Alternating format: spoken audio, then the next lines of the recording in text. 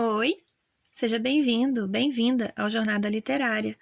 Se você gostar, dê um like e se inscreva. Você também pode contribuir pelo Pix carlafloresf7@gmail.com. Obrigada por estar aqui. A Arte de Escrever, por Arthur Schopenhauer. Sobre a erudição e os eruditos. Número 1. Quando observamos a quantidade e a variedade dos estabelecimentos de ensino e de aprendizado, assim como o grande número de alunos e professores, é possível acreditar que a espécie humana dá muita importância à instrução e à verdade. Entretanto, nesse caso, as aparências também enganam. Os professores ensinam para ganhar dinheiro e não se esforçam pela sabedoria, mas pelo crédito que ganham dando a impressão de possuí-la. E os alunos não aprendem para ganhar conhecimento e se instruir, mas para poder tagarelar e para ganhar áreas de importantes. A cada 30 anos, desponta no mundo uma nova geração. Pessoas que não sabem nada e agora devoram os resultados do saber humano acumulado durante milênios, de modo sumário e apressado. Depois querem ser mais espertas do que todo o passado. É com esse objetivo que tal geração frequenta a universidade e se aferra aos livros, sempre aos mais recentes, os de sua época e próprios para sua idade. Só o que é breve e novo. Assim como é nova a geração que logo passa a emitir seus juízos. Quanto aos estudos feitos simplesmente para ganhar o pão de cada dia, nem os levei em conta. Número 2. Em geral, os estudantes e estudiosos de todos os tipos e de qualquer idade têm em mira apenas a informação, não a instrução. Sua honra é baseada no fato de terem informações sobre tudo, sobre todas as pedras, ou plantas, ou batalhas, ou experiências, sobre o resumo e o conjunto de todos os livros. Não ocorre a eles que a informação é um mero meio para a instrução, tendo pouco ou nenhum valor por si mesma. No entanto, é essa maneira de pensar que caracteriza uma cabeça filosófica. Diante da imponente erudição de tais sabichões, às vezes digo para mim mesmo: essa pessoa deve ter pensado muito pouco para poder ter lido tanto.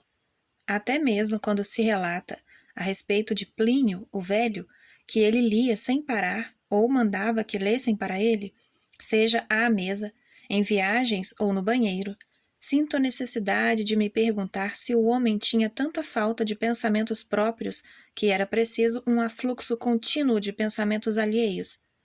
Como é preciso dar a quem sofre de tuberculose um caldo para manter sua vida.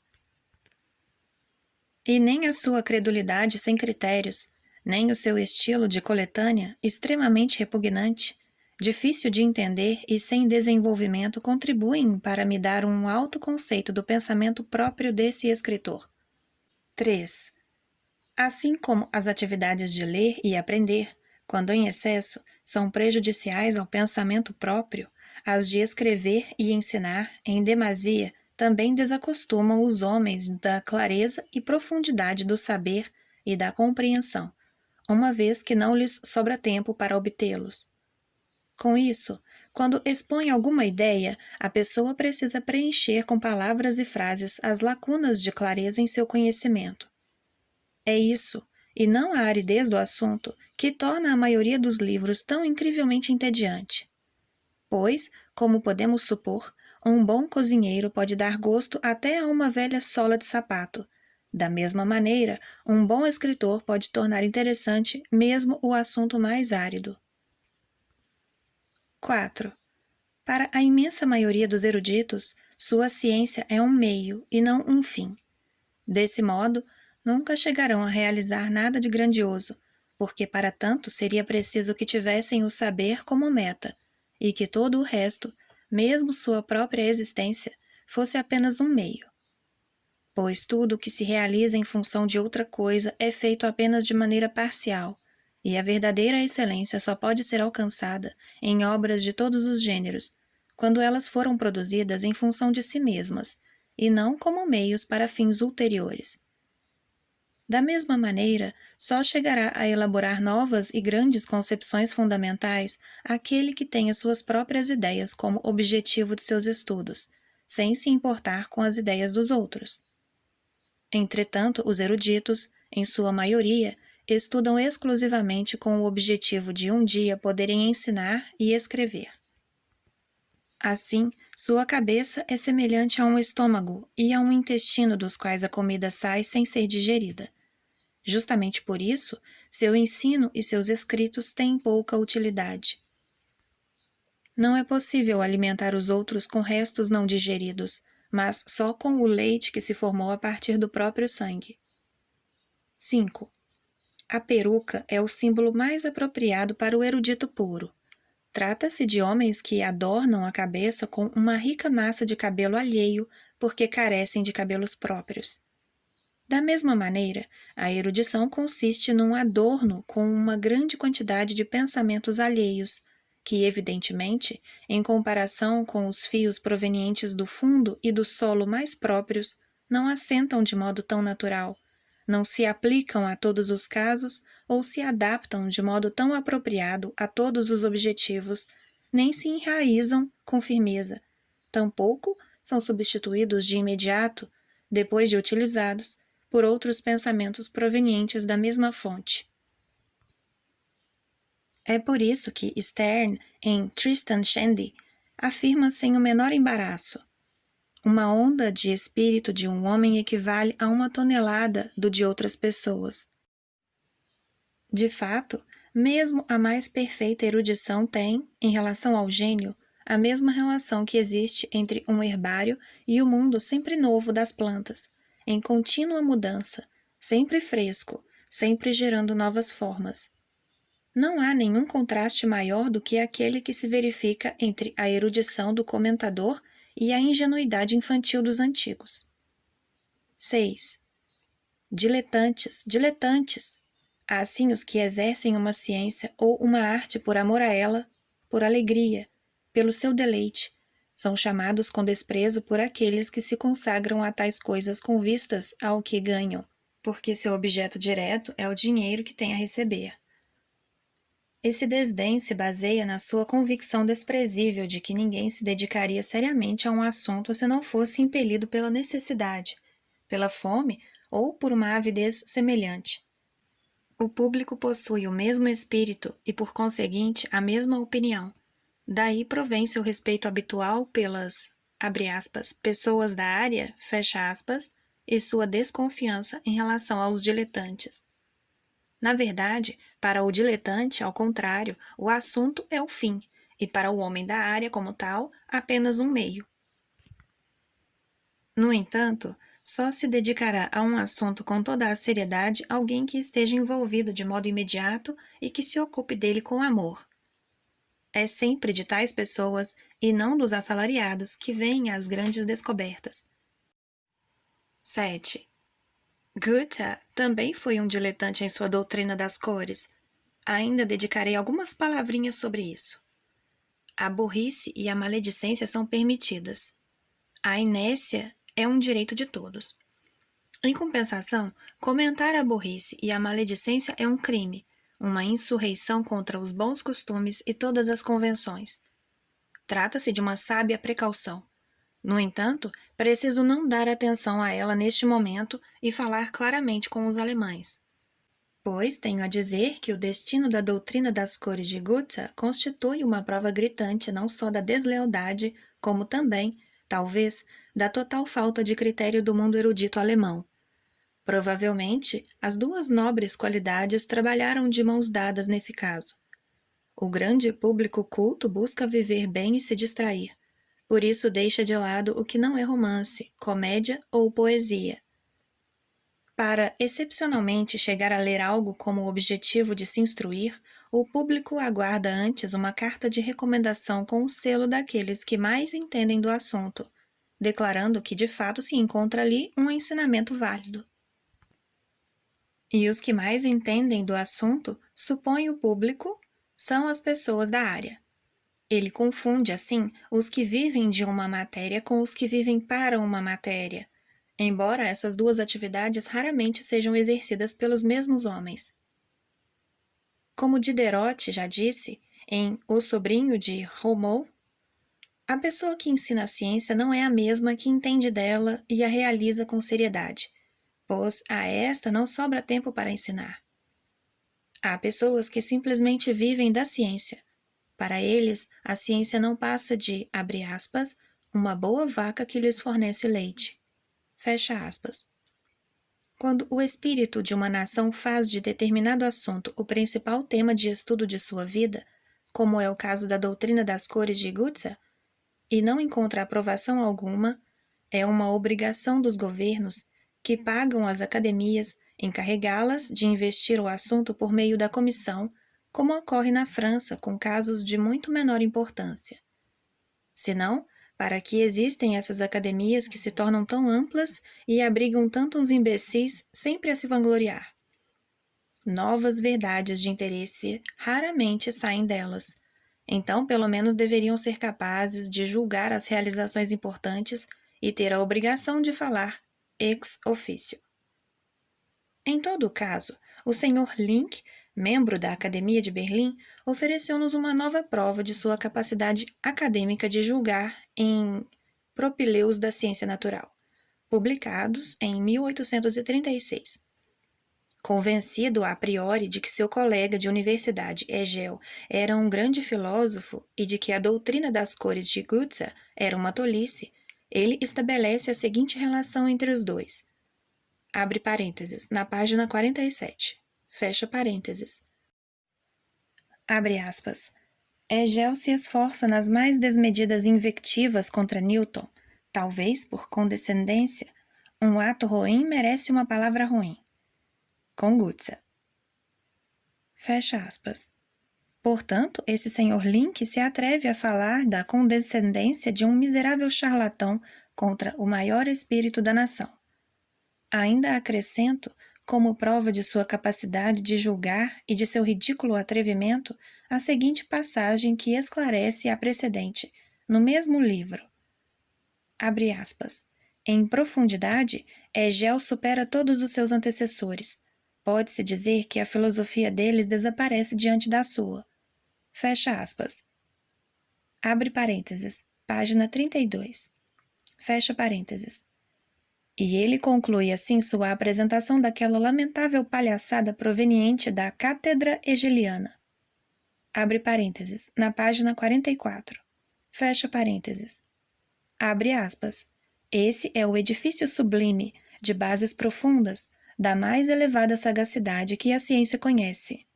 Palavras como estas, abre apóstrofo, o pensamento da necessidade é a liberdade, o espírito cria para si um mundo da eticidade, no qual a liberdade se torna novamente necessidade. Fecha apóstrofo. Enchem de respeito o espírito que se aproxima delas e, uma vez reconhecidas apropriadamente, asseguram a aquele que as proferiu a imortalidade. Fecha aspas. Como esse Sr. Link não só é membro da Academia de Berlim, mas também se encontra entre os membros notáveis, talvez até entre as celebridades da erudita República Alemã, essas declarações podem servir, já que ninguém as censurou, como prova da capacidade de julgar alemã e da justiça alemã. Com isso se entenderá melhor como pôde acontecer que meus escritos, por mais de 30 anos, não tenham sido considerados dignos de atenção. 8. Em todo caso, o erudito alemão também é pobre demais para ser honesto e honrado. Por isso, as atividades de torcer, enroscar, acomodar-se e renegar suas convicções, ensinar e escrever coisas em que na verdade não acredita, rastejar, adular, tomar partidos e fazer camaradagens, levar em consideração ministros, gente importante, colegas, estudantes, livreiros, críticos. Em resumo, qualquer coisa é melhor do que dizer a verdade e contribuir para o trabalho dos outros. São esses o seu procedimento e o seu método. Desse modo, ele se torna, na maioria das vezes, um velhaco cheio de preocupações. Em consequência disso, na literatura alemã em geral e especialmente na filosofia, A deslealdade também se tornou tão predominante que é de se esperar a chegada a um ponto no qual, sendo incapaz de enganar qualquer pessoa, ela não tenha mais nenhum efeito. 9. De resto, na República Erudita ocorre o mesmo que nas outras repúblicas. Todos amam um homem despretensioso que segue seu caminho com tranquilidade e não pretende ser mais esperto do que os outros. Eles se unem contra as cabeças excêntricas que oferecem perigo, tendo a seu lado a maioria. Abre parênteses. E que maioria? Fecha parênteses. Na República dos Eruditos, as coisas se passam, em geral, do mesmo modo que na República do México, onde cada um pensa somente nos seus benefícios próprios, procurando reconhecimento e poder para si, sem nenhuma consideração pelo bem comum, que, com isso, acaba sendo arruinado. Do mesmo modo, na República dos Eruditos, cada um procura promover a si próprio para conquistar algum reconhecimento. E a única coisa com que todos estão de acordo é em não deixar que desponte uma cabeça realmente eminente, quando ela tende a se destacar, pois tal coisa representaria um perigo para todos ao mesmo tempo. Com isso, o modo como o todo da ciência é conduzido fica fácil de prever. 10. Entre os professores e os eruditos independentes existe, desde muito tempo atrás, um certo antagonismo, que talvez possa ser esclarecido pela comparação com aquele que existe entre os cães e os lobos. Os professores têm, pela posição que ocupam, grandes vantagens relativas ao reconhecimento por parte de seus contemporâneos. Em contrapartida, os eruditos independentes têm, pela posição que ocupam, grandes vantagens relativas ao reconhecimento por parte da posteridade, porque esse segundo tipo de reconhecimento exige, entre outras coisas muito raras, também um certo ócio e uma certa independência. Como demora muito para que a humanidade chegue a descobrir a quem ela deve conceder sua atenção, o professor e o erudito independente podem realizar seu trabalho paralelamente. De um modo geral, a forragem da cocheira dos professores é a mais apropriada para esses ruminantes. Em contrapartida, aqueles que recebem o seu alimento das mãos da natureza preferem o ar livre. 11. A maior parte de todo o ser humano, em cada um dos seus gêneros, existe apenas no papel, nos livros, nessa memória de papel da humanidade. Apenas uma pequena parte está realmente viva, a cada momento dado, em algumas cabeças. Trata-se de uma consequência sobretudo da brevidade e da incerteza da vida, mas também da indolência e da busca de prazer por parte dos homens. Cada geração que passa rapidamente alcança, de todo o saber humano, somente aquilo de que ela precisa. Em seguida desaparece. A maioria dos eruditos é muito superficial. Segue-se, cheia de esperança, uma nova geração que não sabe nada e tende a aprender tudo desde o início. De novo, ela apanha aquilo que consegue ou aquilo de que pode precisar em sua curta viagem. Depois desaparece igualmente. Assim, que desgraça seria para o ser humano se não houvesse escrita e impressa. As bibliotecas são a única memória permanente e segura da espécie humana, cujos membros particulares só possuem uma memória muito limitada e imperfeita. É por isso que a maioria dos eruditos resiste tanto a deixar que seus conhecimentos sejam examinados, tendo o mesmo comportamento dos comerciantes em relação a seus registros de vendas. O ser humano se espalha para todos os lados, a perder de vista, de modo que nenhum indivíduo pode saber sequer a milésima parte daquilo que é digno de ser sabido. Sendo assim, as ciências adquiriram uma tal amplitude em suas dimensões que alguém com a pretensão de realizar algum empreendimento científico deve se dedicar apenas a um campo muito específico, sem dar importância a todo o resto. Nesse caso, ele de fato se encontrará acima do vulgo em seu campo. No entanto, será como qualquer pessoa em todos os outros. Além disso, torna-se cada vez mais comum hoje em dia o descuido com as línguas antigas, cujo aprendizado parcial de nada serve, contribuindo para a decadência geral da cultura humana. Com isso, veremos eruditos que, fora de seu campo específico, são verdadeiras bestas. Em geral, um erudito tão exclusivo de uma área é análogo ao operário que, ao longo de sua vida, não faz nada além de mover determinada alavanca, ou gancho, ou manivela em determinado instrumento ou máquina, de modo a conquistar um inacreditável virtuosismo nessa atividade. Também é possível comparar o especialista com um homem que mora em sua casa própria, mas nunca sai dela. Na casa, ele conhece tudo com exatidão, cada degrau, cada canto e cada viga, como, por exemplo, o Quasimodo de Victor Hugo conhece a Catedral de Notre-Dame, mas fora desse lugar tudo lhe é estranho e desconhecido. Em contrapartida, a verdadeira formação para a humanidade exige universalidade e uma visão geral. Portanto, para um erudito no sentido mais elevado, algo como um conhecimento enciclopédico da história. Mas quem quer se tornar um filósofo de verdade precisa reunir em sua cabeça as extremidades mais afastadas da vontade humana, pois onde mais elas poderiam ser reunidas? Espíritos de primeira categoria nunca se tornarão especialistas eruditos. Para eles, como tais, a totalidade da existência é que se impõe como problema, e é sobre ela que cada um deles comunicará à humanidade novas soluções, de uma forma ou de outra.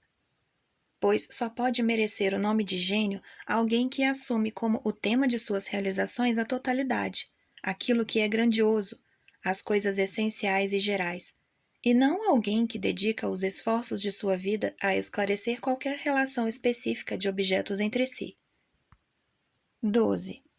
A abolição do latim como língua geral da erudição e, em contrapartida, a introdução do espírito pequeno-burguês nas literaturas nacionais foram um verdadeiro infortúnio para as ciências na Europa. Em primeiro lugar, porque só por meio da língua latina havia um público geral de eruditos europeus, ao qual cada livro publicado era dirigido diretamente. Agora, o número de cabeças que realmente pensam e são capazes de julgar é tão pequeno em toda a Europa que se enfraquece infinitamente a sua atuação quando o alcance de suas ideias é dividido e compartimentado por fronteiras linguísticas. E as versões feitas por aprendizes literários, às quais os editores dão preferência, são um péssimo substituto para uma língua erudita geral. Por isso, a filosofia de Kant, após um curto período de brilho, atolou-se no pântano da capacidade alemã de julgar, enquanto os fogos fátuos da pseudociência de Fichte, Schelling e, finalmente, de Hegel desfrutam, sobre esse pântano, de sua vida fugaz. Por isso, a doutrina das cores de Goethe não encontrou aprovação. Por isso, não me deram atenção. Por isso, a nação inglesa, tão intelectual e capaz de julgar, ainda agora é degradada pela beataria e pela mais vergonhosa tutela clerical. Por isso, falta à famosa física e zoologia da França o apoio e o controle de uma metafísica digna e suficiente. E diversos outros exemplos poderiam ser mencionados. Além do mais, a essa grande desvantagem está ligada uma segunda, ainda maior: o fim do aprendizado das línguas antigas. Basta notar o descuido com elas na França e mesmo na Alemanha. Já na década de 1830 a 1840, o Corpus Juris foi traduzido para o alemão, o que constitui um símbolo inegável da penetração da ignorância na base de toda a erudição, isto é, na língua latina, portanto, um símbolo de barbárie.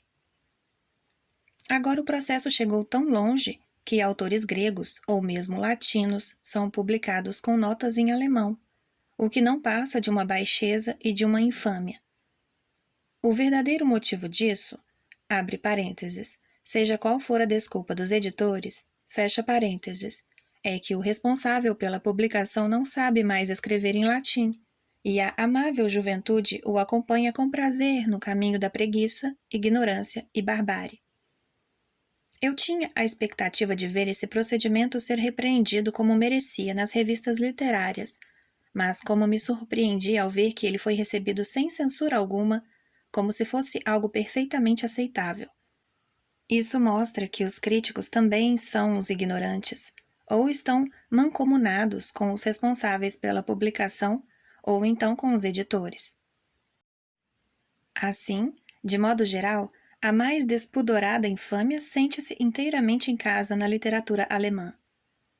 Considerando uma vulgaridade especial, que agora se insinua como uma prática cada dia mais habitual, preciso censurar ainda o fato de que, nos livros científicos e em jornais propriamente eruditos, até mesmo nos que são publicados por academias, passagens de autores gregos e até de latinos são traduzidas para o alemão. Que desgraça! Os senhores escrevem para sapateiros e alfaiates? Acho que sim. E isso para, abre aspas, comercializar, fecha aspas, bastante. Então, permitam-me observar respeitosamente que os senhores são, em todos os sentidos, sujeitos vulgares. Tenham mais honra no corpo e menos dinheiro nos bolsos e deixem os ignorantes sentirem sua inferioridade em vez de fazer cortesias às suas carteiras. Para os autores gregos e latinos, as traduções alemãs são um substituto tão bom quanto a chicória é para o café. Além disso, em geral não se pode confiar que estejam corretas. Se chegamos a tal ponto, então adeus humanidade, gosto nobre e sentido elevado. A barbárie retornou, apesar das ferrovias, da eletricidade e dos balões voando pelos ares.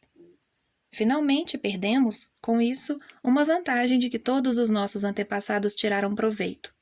Ou seja, não é só a antiguidade romana que nos abre as portas para o latim, mas também a Idade Média inteira, em todos os países europeus, assim como a época moderna até a metade do século passado. Desse modo, por exemplo, Scotus Erígenes, no século IX, John Salisbury, no XII, Raimundo Lulus, no XIII, junto com centenas de outros autores, dirigem-se a mim diretamente na língua que consideravam natural e própria, sempre que pensavam em assuntos científicos. Por isso, ainda hoje eles se encontram muito próximos de mim. Estou em contato direto com eles e verdadeiramente os conheço. Contudo, como seria se cada um deles tivesse escrito na língua de seu país, seguindo o estágio em que ela se encontrava na sua época? Seria impossível para mim entender sequer a metade de seus textos, e um contato espiritual com tais autores se tornaria impossível. Eu os veria como silhuetas no horizonte distante, ou então pelo telescópio de uma tradução. Foi para evitar isso que, como declara expressamente, Bacon de Verulam traduziu ele mesmo seus ensaios para o latim, com o título de Sermones Fidelis, embora tenha sido ajudado por Hobbes. Deve ser mencionado aqui, só de passagem, o fato de que o patriotismo, quando tem a pretensão de se fazer valer no reino das ciências, não passa de um acompanhante indecente, do qual é preciso se livrar. Quando se trata de questões puras e gerais da humanidade, e quando a verdade, a clareza e a beleza devem ser os únicos critérios, o que pode ser mais impertinente do que a tentativa de pôr na balança a preferência pela nação à qual certa pessoa pertence e, em nome desse privilégio, ou cometer uma violência contra a verdade, ou uma injustiça contra os grandes espíritos de nações estrangeiras para destacar espíritos inferiores da própria nação? No entanto, encontramos exemplos dessa vulgaridade todos os dias, entre os escritores de todas as nações europeias. Esse traço foi satirizado por Iriarte na 33ª de suas ótimas fábulas literárias.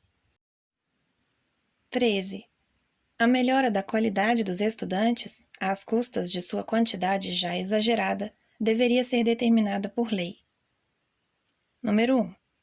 Nenhum deles teria permissão para frequentar a universidade antes de completar 20 anos, idade em que passaria por um examen rigorosum nas 2 línguas antigas antes de fazer a matrícula. Com isso, todavia, o estudante seria liberado do serviço militar e obteria suas primeiras doctarum praemina frontium. Abre chave, recompensas das frentes doutas, fecha chave. Um estudante tem muita coisa para aprender, por isso não pode estragar 1 ano ou mais de sua vida com o manuseio de armas, um trabalho tão heterogêneo em relação ao seu. Sem contar que essa atividade arruína o respeito que todo iletrado, seja ele quem for, do primeiro ao último, deve ao erudito. É exatamente essa barbaridade que Raupache apresentou em sua comédia 100 anos atrás, na qual mostra a brutalidade astuta do, abre aspas, velho Dessauer, fecha aspas, contra um candidato. Por meio da isenção natural do serviço militar para a classe erudita, os exércitos não seriam prejudicados. Diminuiria apenas o número de maus médicos, maus advogados e juízes, professores escolares ignorantes e charlatães de todo tipo. Pois é certo que cada momento da vida de soldado exerce efeito desmoralizante sobre o futuro erudito. Número 2. Deveria ser determinado por lei que todos os estudantes universitários no primeiro ano fizessem exclusivamente os cursos da Faculdade de Filosofia e antes do segundo ano não tivessem permissão para assistir aos das 3 faculdades superiores. Em seguida, os teólogos teriam de dedicar 2 anos a esses cursos. Os juristas 3, os médicos 4. Em contrapartida, nos ginásios, o ensino poderia ser limitado a línguas antigas, história, matemática e alemão, com um estudo especialmente aprofundado das línguas antigas. Em todo caso, como o talento para a matemática é algo muito especial e próprio, que não corre paralelamente às outras capacidades mentais, nem tem nada em comum com elas, deveria valer para a aula de matemática uma classificação específica dos alunos. Desse modo, alguém que frequentasse nas outras matérias a primeira turma poderia fazer parte da terceira no curso de matemática, sem nenhum prejuízo para seu orgulho. Só assim cada um poderia aprender essa matéria de maneira proveitosa, segundo a medida de suas capacidades. Como os professores se preocupam mais com a quantidade dos estudantes do que com sua qualidade, é certo que eles não apoiarão tais propostas, e o mesmo vale para a seguinte. As promoções a professor deveriam ser feitas gratuitamente, para que a dignidade de doutor, desacreditada pelo afã de lucro dos professores, voltasse a ser uma honra. Para isso, os doutores deveriam ser dispensados dos exames estatais. Final da leitura da parte 1. Sinta-se à vontade para comentar ou abrir algum debate. Não se esqueça de curtir e, principalmente, de se inscrever. Obrigada por estar aqui. Até a próxima!